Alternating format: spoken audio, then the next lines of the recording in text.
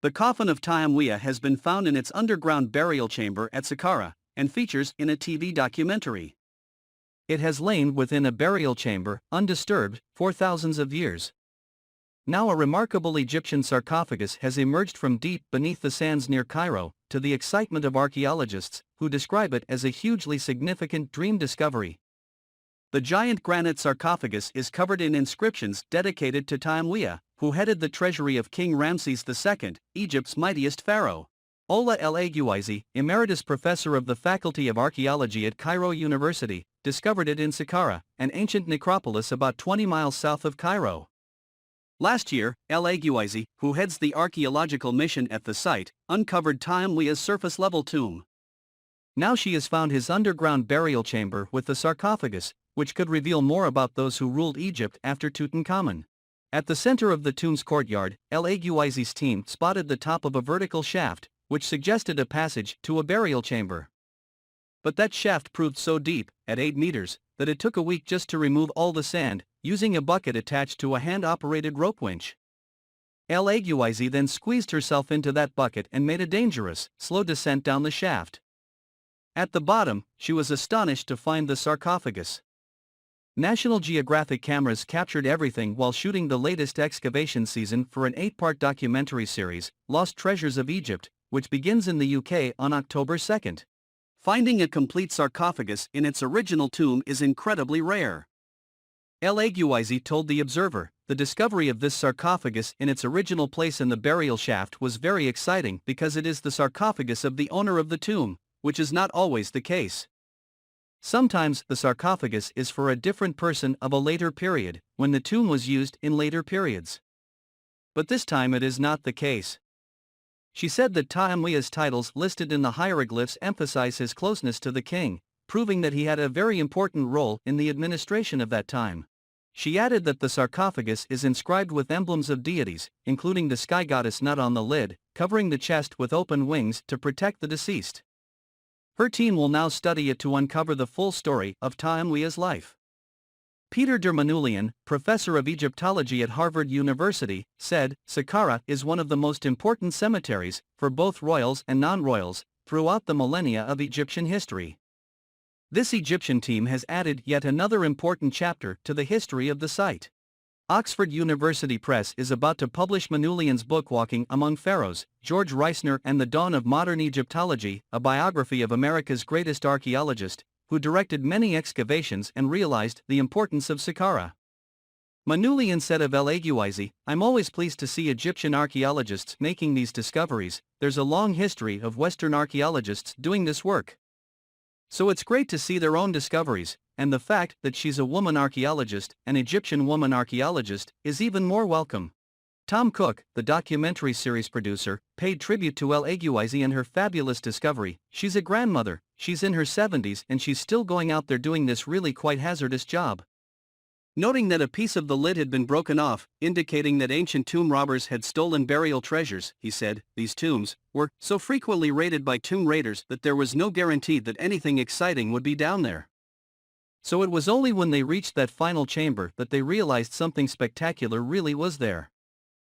Archaeologists who discovered the remains of 2 large ancient stone buildings at the top of a hill in Albania say they have now started excavating its highest point. According to research leader Professor Piotr Dicek, they have already uncovered the foundations of 2 extensive buildings. The original discovery of the lost city near today's Shkodër by the village of Bushit was made unexpectedly in 2018, when excavations first started. The new location for excavations was based on geophysical research from 2018. Which revealed solid walls. During excavations, the researchers uncovered the remains of a large structure with an area of almost 20 by 12 meters. Next to it was another building of similar size, and a little further a slightly smaller one, 10 by 7 meters. Dicek said, the city was abandoned. There were no traces of its violent end in the form of damage and burning. After being abandoned, it eroded over the last approx. 2,000 years and its walls slid down the slopes. He added that it also served as a local quarry. The walls of many surrounding houses are built with cut large blocks from the archaeological site. Despite the erosion and human activity within the ancient city, archaeologists managed to find fragments of old ceramic vessels. Their analysis established that the hill had already been inhabited in the 2nd millennium BCE, and abandoned probably at the turn of the era or a little later. Inside the buildings, the researchers found fragments of amphorae, mainly from Italy, and dated to the 3rd and 2nd century BCE, as well as skyphoi Greek two-handled deep wine cups. Ditchek said, most of them are very small. In antiquity, such miniature vessels were either toys or cult items. It is difficult to determine the functions they had in this place. So far, scientists have not been able to determine the function of the discovered buildings. They believe that they are not similar to any other buildings in this area, which hinders their identification. But considering that they were exposed on the hill, they had to be prestigious. The buildings had solid, 90 centimeters wide foundations. Local raw material, conglomerate rock, was used. The builders did not use mortar. The roofs were covered with specially profiled Greek-style tiles. Ditchek said, this means that they were not ordinary residential houses.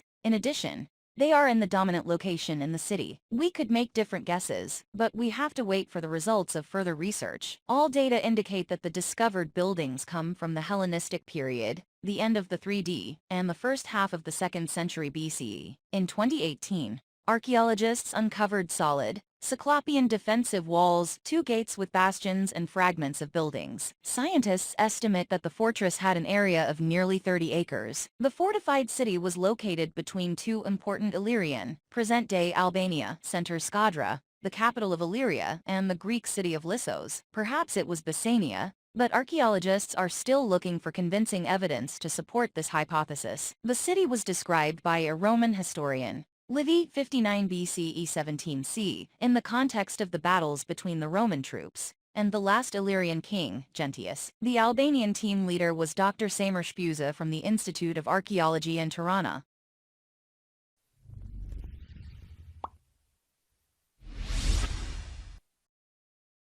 Archaeologists from Archaeology have unearthed an early 17th century sword from the time of the Kalmar War. The Kalmar War was a conflict between Denmark, Norway and Sweden that lasted from 1611 to 1613. The war was the result of ongoing disputes over trade routes, due to Denmark, Norway controlling a monopoly through the strait between the Baltic Sea and the North Sea.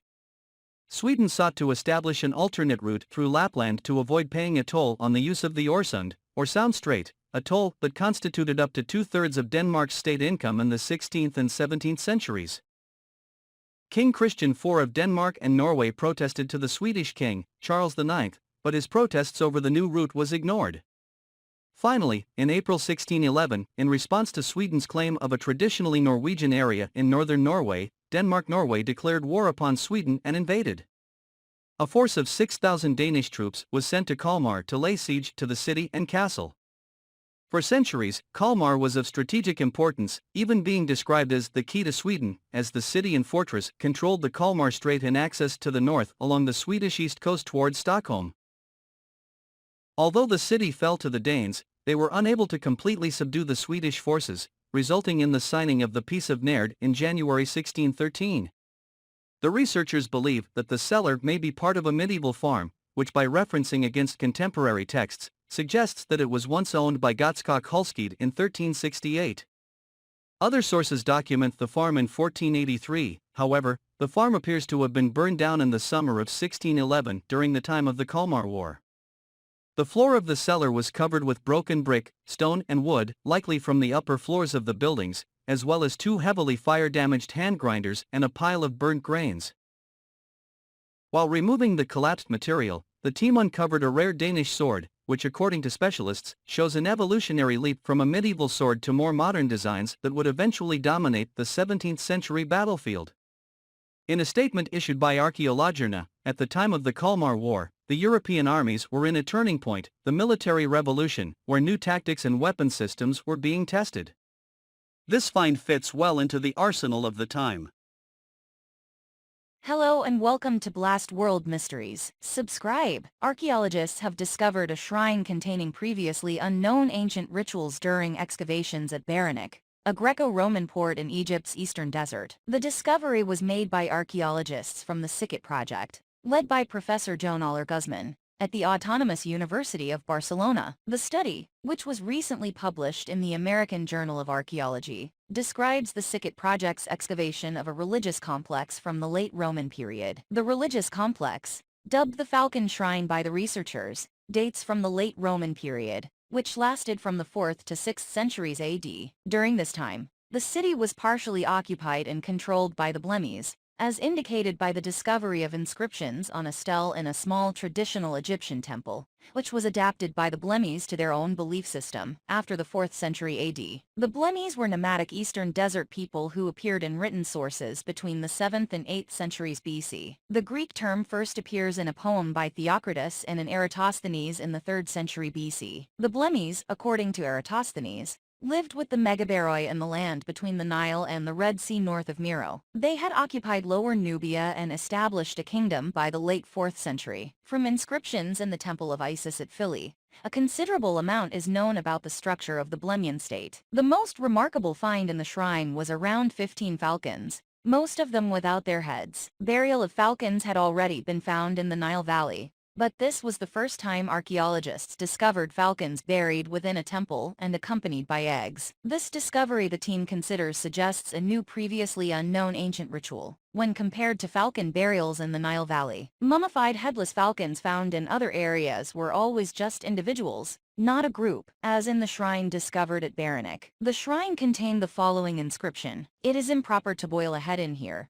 which has been interpreted as a message barring people who enter the shrine from boiling the heads of the animals inside the temple. From its archaeological context, the stele almost certainly records an injunction associated with the falcon cult. The text forbade boiling the head of a bird within the area in which the stele was set up, the researchers wrote in the study. All of these elements point to intense ritual activities, combining Egyptian traditions with contributions from the Blemmyes, sustained by a theological base, possibly related to the worshipping of the god Khonsu, the ancient Egyptian god of the moon, said UAB researcher Professor Joan Aller-Guzman.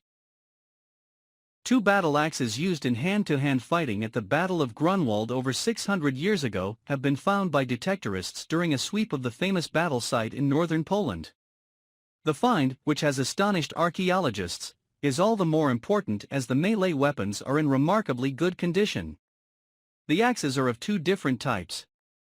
One has a longer closed shaft for the handle, and the other has a shorter open shaft. According to Dr. Simon Draja, director of the Museum of the Battle of Grunwald, the discovery of the battle axes are an archaeological sensation. In 7 years of our archaeological research, we have never had such an exciting, important and well-preserved find, he stressed. According to the director, there is little doubt that the axes come from what many historians say was the largest battle of the Middle Ages in Europe. The context of these finds, the preliminary dating to the 15th century, and the type of axes clearly indicate that they are directly related to the Battle of Grunwald of July 15, 1410, he said. The Battle of Grunwald was fought in 1410, and saw the joint forces of Poland and Lithuania defeat the Knights of the Teutonic Order. Over 50,000 knights, gunners and infantry clashed on the fields near the village of Grunwald in what was possibly the biggest battle of medieval Europe. The battle marked the end of the Order's expansion along the southeastern coast of the Baltic Sea, and the beginning of the decline of its power. It also marked the emergence of Poland-Lithuania as one of Europe's most powerful states. The battle axes were found by Alexander Miedwidu, a member of the search team who stumbled upon them with his metal detector in a marshy area, at a depth of about 80 centimeters, a few meters away from each other. The axes are of 2 different types. One has a longer closed shaft for the handle, and the other has a shorter open shaft. Although they have been in the ground for over 6 centuries, the axes are in almost perfect condition. According to Miedwidu, this is because they ended up in swampy ground, which as a wet environment protected the axes off from air and corrosion. He said, "After removing these axes, we rinsed them under running water, and they look like new." The axes have been preserved in such a good condition that they even have the rivets by which they were attached to their wooden handles. Describing how he felt when he found the axes, he said it was a huge shot of endorphins, adrenaline plus 100. It was like flying to the moon. Like crossing a bridge between people from 1410 and us. 70 metal detectorists took part in the search, which ended on Saturday. For 7 years, dozens of detectorists and history lovers from all over Europe have been coming to the battle site under the supervision of archaeologists to comb through the fields. The specificity of this place requires us to change our methods a little bit.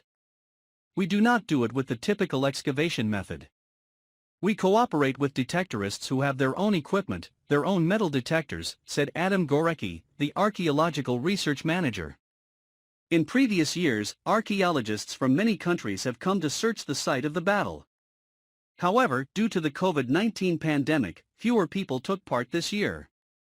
Despite its reduced size, the search produced incredible results. During this year's research of the Grunwald battlefield, several dozen artifacts were found in addition to the 2 battle axes. These include a handle fragment of a medieval short sword as well as dozens of other objects, mainly spearheads. The museum is not revealing the precise location of the find because they believe that other artifacts are still lying in the ground. For this reason, they are planning more archaeological excavations later this year. The mystery still waiting to be discovered is the location of the mass grave of knights who died in one of the greatest battles of medieval Europe. So far, burial places have only been found near the ruins of the battle chapel. During archaeological work in the 1960s and 1980s, bones of about 300 men were discovered there. In the battle, however, several thousand people died fighting on both sides. Archaeologists conducting excavations in a field near the village of Slusko in Poland have discovered thousands of silver artifacts dating back nearly 900 years. A team from the Institute of Archaeology and Ethnology of the Polish Academy of Sciences made the discovery after researchers were sent to photograph a previous coin haul site, Poland's largest coin haul discovered in 1935, and were informed by the local villagers of rumors of another buried treasure in the vicinity. This led to a systematic study at the intersection of 3 plots of land in the northern part of the village. After failing to find any evidence of the treasure, the team turned their attention to a field near the village road where they discovered a ceramic vessel containing denarii, with the overall haul consisting of 6,500 silver coins arranged in linen pouches, silver ingots, 2 gold rings, and 2 wedding bands. Archaeologist Dariusz Wiksolkowski from the Institute of Archaeology and Ethnology Polish Academy of Sciences said, "The rings were probably made using precious stones, polished in a semicircular way. They are additionally decorated with golden granules. The larger ring is tapered and polygonal and the smaller one is bar-shaped, with punched holes. One of the rings has an inscription which reads, 'Lord, may you help your servant Maria,' which researchers believe may have belonged to a Ruthenian princess named Maria, who was the daughter of Sviatoslavovich Iziaslavich, Prince of Kiev, and the sister-in-law of the 12th century Polish king, Boleslaw III Wrymouth, also known as Boleslaus III the Wrymount. Dr. Kadzierski told First News that, "We know that at that time, the wife of Boleslaw the Wrymouth was a Russian princess named Zbislawa. According to the literature, she was supposed to have a sister Maria, who was married to Pyotr Lostowik, a Polish noble and ruler Mosnoladka, of part of Silesia. Following the capture of Prince Volodar of Peremyshl by Pyotr Lostowik, it is believed that the haul may have been part of a dowry intended for Maria that was hidden near Slusko." Professor Adrian Jusupovic from the Institute of History of the Polish Academy of Sciences in Warsaw suggests that her husband's position and property may have prompted her to deposit the dowry, which was later joined by the wedding ring. Massive 7,000-year-old structures with a rounded or circular plan known as roundels discovered near Torin consisted of ditches up to 3 meter wide and 2 meter deep, archaeological research shows. The enormous structures, which required the work of dozens of people equipped with bone-digging tools, were discovered in 2019 by doctoral students Mateusz Sosnowski from the Institute of Archaeology of the Nicolaus Copernicus University in Jerzy Czerniak from the Institute of Archaeology and Ethnology of the Polish Academy of Sciences in Warsaw, while analyzing data from Google Maps and Google Earth. In arable fields in the Lysimyce area, the researchers noticed outlines of 2 round structures approximately 85 m in diameter around 5 kilometers from each other. They consist of a system of 3 oval ditches with a common center. The researchers described them as sensational as these types of buildings had not been found so far east of the Vistula River before. This year, a team of archaeologists led by Jerzy Czerniak began field research of the 2 structures. Analyses were carried out with a magnetometer which enabled them to look underground without interfering with the surface. As a result, researchers reconstructed their course in places where they were not visible from a bird's eye view. They also started limited excavations with financial support from the Lysimais commune. Mateusz Sosnowski from the Nicolaus Copernicus University in Turin said, "These were huge structures from about 7,000 years ago. They required the effort of dozens of people. Bone or horn tools were probably used to dig the ditches. Excavations were not easy either, even though we were certainly equipped with better tools than the roundel builders."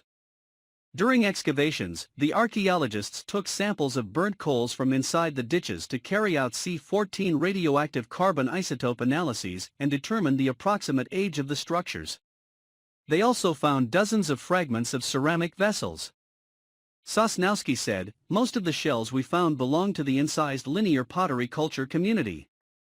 It is a surprise for us, because until now roundels were believed to be built by later communities, associated, among others, with the punctured linear pottery culture. The roundel was probably built in the place of an earlier settlement, but it cannot be ruled out that the structure is older than we thought." Expert analysis will shed light on this issue. Animal bones and antler fragments were also discovered in the ditch, which they suspect came from rituals. Roundels are the oldest examples of monumental architecture in Europe. Archaeologists believe that they served as ceremonial centers, temples, or places of assembly. They were usually surrounded not only by concentric ditches, but also palisades, so they could also have defensive function. So far, more than 130 have been located, a third of them in Austria. The remaining structures are in today's Hungary, Slovakia, Czechia, and Germany. In 2014, only 3 such structures were known in Poland. We currently know of approximately 10.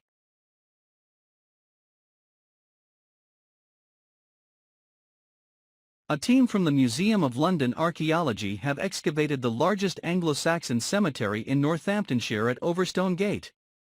Excavations were conducted over the course of 12 months, in preparation for the construction of a housing development.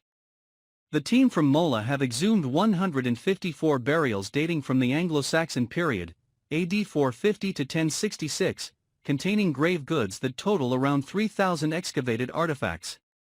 Some of the discoveries include 150 brooches, 75 wrist clasps, 15 rings, thousands of beads, and 15 chatelaines, a decorative belt hook or clasp worn at the waist with a series of chains suspended from it. Various weapons have also been excavated, including 15 shield bosses, 40 knives, and 25 weapons, along with domestic objects such as bone combs and cosmetic kits. The team also revealed an adjacent Anglo-Saxon settlement that contained 22 core structures, with another 20 structures in scattered locations. Prehistoric evidence included 3 Bronze Age round barrows, 46 prehistoric burials, and 4 Bronze Age buildings. The Overstone Lee site contains by far the biggest Anglo-Saxon cemetery ever found in Northamptonshire. It is rare to find both an Anglo-Saxon settlement and a cemetery in a single excavation.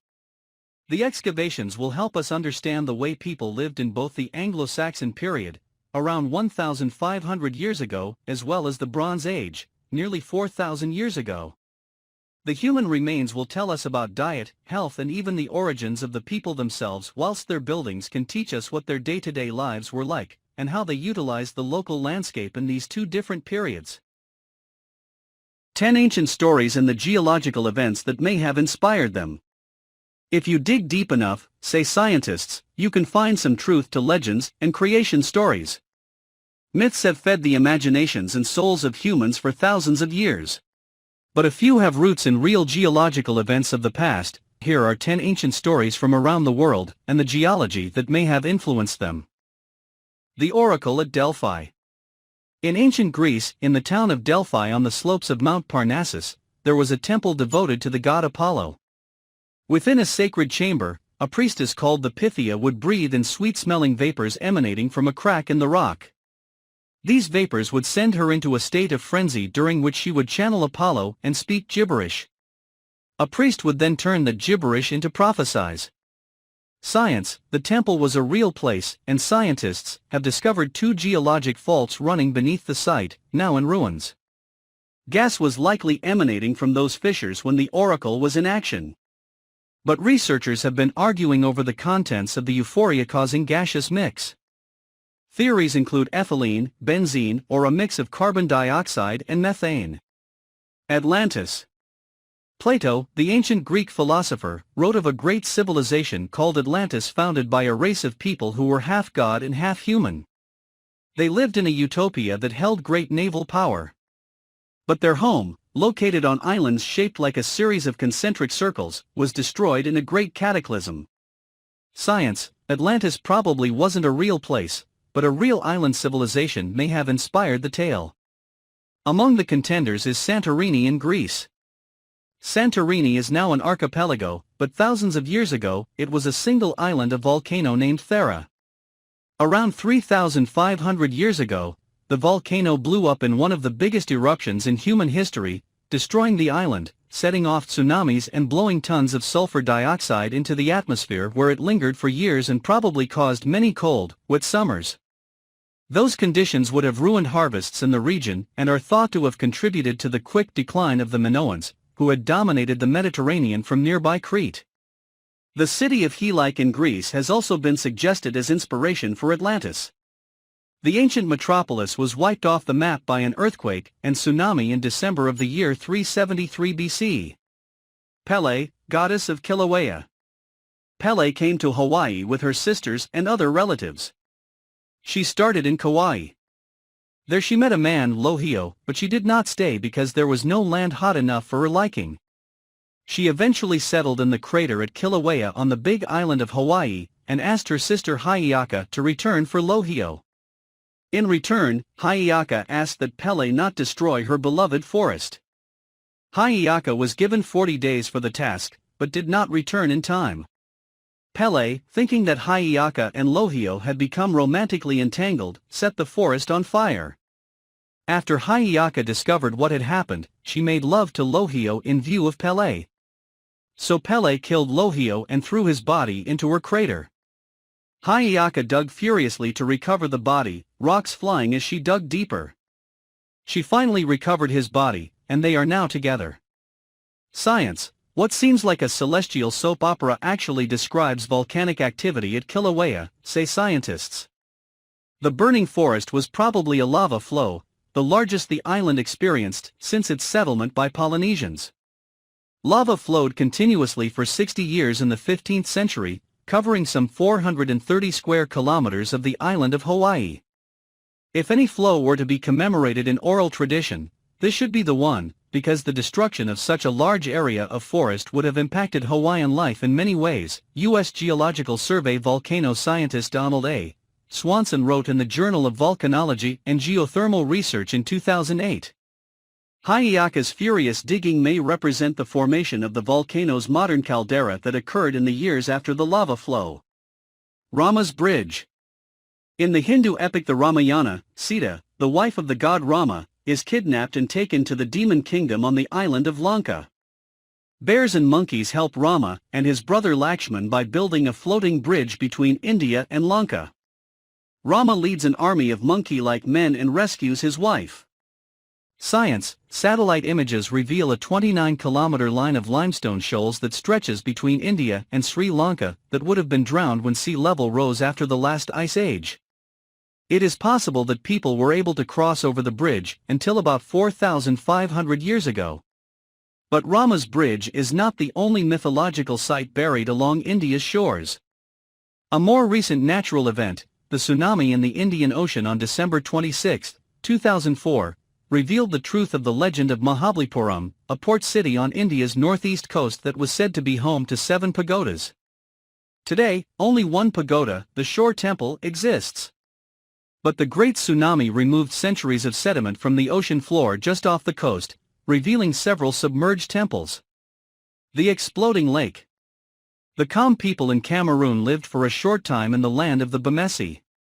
The leader, or FON, of the Kam discovered a plot by the Bemesi FON to kill all the young men in his kingdom, and the Kam FON vowed revenge. He told his sister he would hang himself, and the fluids from his body would form a lake. The Kam were not to go near the lake, they were to leave the fish for the Bemesi, and should prepare themselves to leave the region on the day that was set for catching fish. On that day, when the Bemesi entered the lake to fish, the lake exploded, or imploded or sank, depending on the storyteller, drowning everyone. Science. On the night of August 21, 1986, Lake Nyos, a volcanic lake in Cameroon, released a deadly cloud of carbon dioxide, killing 1,700 people sleeping in nearby villages. A smaller degassing event at Lake Manaun 2 years earlier killed 37. Carbon dioxide can build up in waters at the bottom of volcanic lakes such as these, where it is kept dissolved by the pressure of the lake water above. But seismic activity can trigger a sudden release of the gas, which will travel along the ground and suffocate anyone caught in the cloud. Such events might have been behind the exploding lake of the Kam legend. Mayer notes that Africa is not the only place with cautionary tales of deadly lakes. Greeks and Romans also had stories warning of valleys or bodies of water that killed birds flying over them. They may also describe real places. Namazu, the Earthshaker. Buried beneath Japan is a giant catfish named Namazu. The god Kashima keeps Namazu still with the help of a giant stone placed on the fish's head. But when Kashima slips, Namazu can move its feelers or its tail, causing the ground above to move. Science. Japan, which sits at the junction of several tectonic plates, is home to volcanoes and is crisscrossed by seismic faults, making it the #1 country for earthquakes. No giant catfish necessary. Catfish also figure into Japanese myth in another way. The fish are supposedly able to predict earthquakes. Decades of research has failed to find any link between catfish behavior and earthquakes, however, and the country now relies on a sophisticated early warning system that detects seismic waves and sends messages to people so they can take actions, such as slowing trains, before the worst of the shaking arrives. The Chimera. In the Iliad, Homer describes a creature of immortal make, not human, lion-fronted and snake behind, a goat in the middle and snorting out the breath of the terrible flame of bright fire. This is the Chimera, daughter of the half-woman, half-snake Echidna and slain by the hero Bellerophon. But her flaming tongue remained, burning in her lair. Science. In the Lycian Way of modern-day Turkey, hikers can visit Yanardaz, the site of the Chimera's eternal flames. There, methane vents from dozens of cracks in the ground. The ignited gas has probably been burning for millennia, and sailors have long used it as a natural lighthouse. The creation of Crater Lake. When the first Europeans arrived in the Pacific Northwest, they heard a tale from the Klamath people about the creation of Crater Lake. The Native Americans would not gaze upon the lake, for to do so was to invite death. The lake, they said, had been created in a great battle between Leo, who ruled the below world, and Skell, the chief of the above world. During the battle, darkness covered the land, and Leo, standing on Mount Mazama, and Skell on Mount Shasta, threw rocks and flames. The fight ended when Mount Mazama collapsed and sent Leo back into the underworld. Rain filled in the remaining depression, forming a lake in the mountain's place. Science. The tale the explorers heard was not far from the truth, though it wasn't angry gods, but a volcano, Mount Mazama, that erupted 7,700 years ago. The oral traditions actually contain details about the explosion, notes Mayer. Scientists now recognize that the Klamath tales describe a real event. Red-hot rocks do get flung through the sky during a volcanic eruption. The mountain did collapse to form a volcanic caldera that was filled in with rainwater. What's unusual about this story, though, is that it was told for 7,000 years, passed down through so many generations. Usually, myths are reliable for only about 600 to 700 years, says Nunn. These kinds of things are very, very rare.